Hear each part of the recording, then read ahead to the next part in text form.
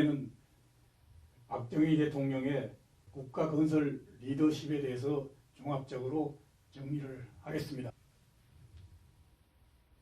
한국은 60년대 초에 아프리카 국가들 수준의 그런 가난한 나라였습니다. 그런데 한국은 오늘날 세계적인 발전 국가가 됐습니다. 2010년에 OECD의 개발 원조 국가의 모임에 가입이 되는데 이것은 원조를 하는 나라 클럽입니다. 그런데 원조를 받던 나라가 이런 나라가 된 것은, 이런 기구에 가입한 것은 한국이 처음입니다. 그 다음에 2011년에 무역 규모 1조 달러를 달성을 했는데 한국이 세계적인 무역 국가가 된 것이죠. 수출 세계 6위, 수입 세계 7위. 그 다음에 인구 5천만 이상, 또 1인당 소득 3만 달러 이상 그런 클럽에 가입을 했는데 여기 보면은 일본, 미국, 프랑스, 이탈리아, 그 다음에 독일, 영국, 그 다음에 한국, 이런 그 선진국 대열에 한국이 들어선 것입니다. 그 다음에 산업 능력을 보면은 세계 1위, 세계 4위, 세계 5위, 세계 6위, 세계 7위.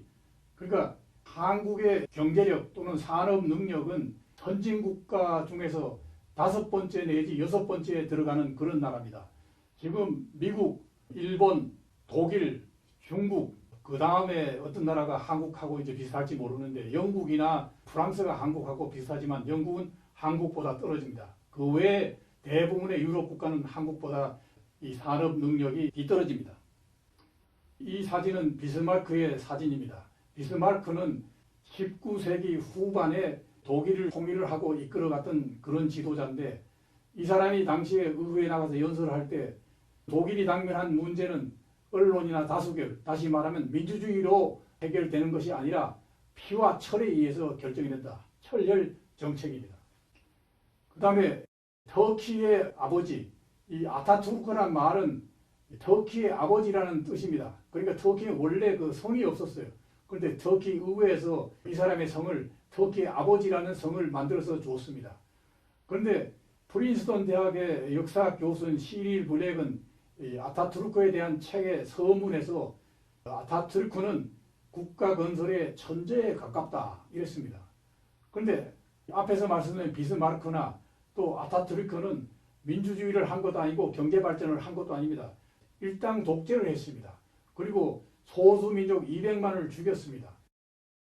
단지 서구식 국가 제도를 도입했다는 것밖에 없습니다. 그런 면에서 이승만 대통령보다도 더 낫다고 할 수 없습니다. 그런데 그분이 국가 건설의 천재라면 그럼 박정희 대통령은 과연 어떻게 평가해야 되느냐. 이것이 제가 가졌던 문제점입니다. 그 다음에 등소평은 1978년에 이제 권력을 잡고 그때부터 소위 검은 고양이냐 흰 고양이냐 쥐를 잡는 것이 그것이 중요하다. 그러니까 실용적 리더십을 채택을 했는데 이 실용적 리더십은 박정희의 리더십을 모방한 것입니다. 제가 한국은행 총재 하시던 분과 일본 여행을 하면서 그분이 저에게 말씀을 해줬어요. 자기가 중국에 초청받아서 한국 경제발전에 대해서 설명을 했는데 그분들의 질문이 서양 사람들이 와서 서양식으로 해야 된다고 그러는데 한국과는 다르지 않느냐. 그래서 한국은행 총재 하시던 분이 그것은 판단은 당신들이 알아서 해라. 그러니까 사실은 한국식 발전 모델을 중국이 가져갔기 때문에 중국이 오늘날 세계적인 국가로 급속히 부상할 수 있었다고 봅니다. 그래서 이것은 제가 정립한 국가 건설 단계 그 지도자 유형이라는 모델을 제가 이제 정리를 했습니다. 그런데 이 국가 건설 단계에서 보면 그 나라가 당면한 문제가 굉장히 어려움이 많기 때문에 그 리더십 스타일이니 적극적이냐 소극적이냐 여기에 따라서 굉장히 차이가 납니다. 그 다음에는 문제 해결 능력 또는 관리 능력이 높으냐 낮으냐에 따라서 또 엄청난 차이가 납니다.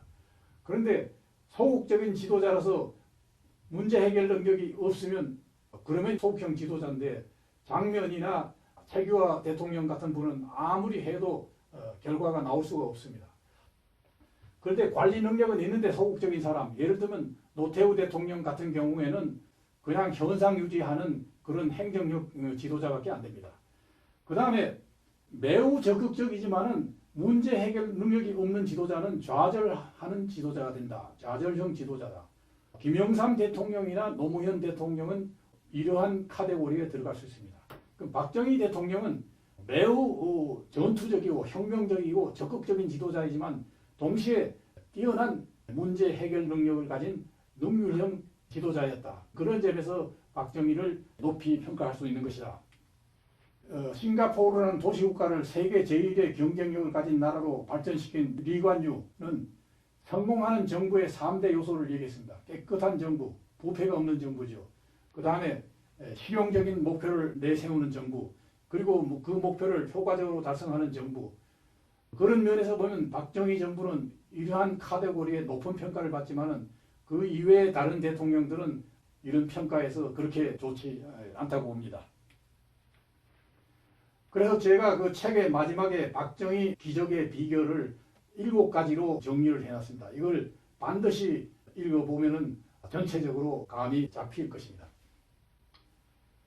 그래서 제가 한 15년 전에 박정희 기념재단에 초청을 받아서 연설을 했습니다. 그 당시의 제목이 박정희 대통령은 세계 제1의 국가건설 지도자라는 그런 제목이었습니다. 그래서 우리가 통상 독일의 라인강의 기적, 그 다음에 일본의 2차 대전 이후의 경제 기적, 이런 이제 얘기를 세계적으로 많이 하고 있습니다. 그런데 저는 이 라인강의 기적이나 일본의 경제 기적은 한국의 기적, 한강의 기적에 비하면 기적이 아니다. 왜 그러냐면 한국은 최악의 조건에서 최단 시간 내에 이러한 기적을 이룩했기 때문입니다.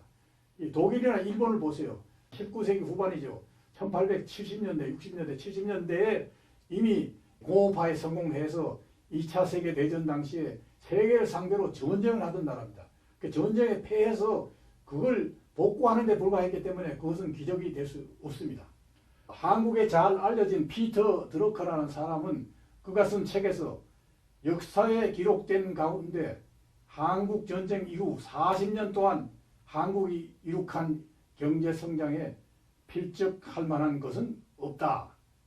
피터 드러커가 이런 헛소리를 한 사람이 아닙니다. 그 다음에 하버드 대학의 서머스 총장은 이렇게 썼습니다. 한국이 한 세대 안에 가난을 극복하고 세계 유수의 공업국이 된 것은 20세기 들어 가장 놀라운 일이다.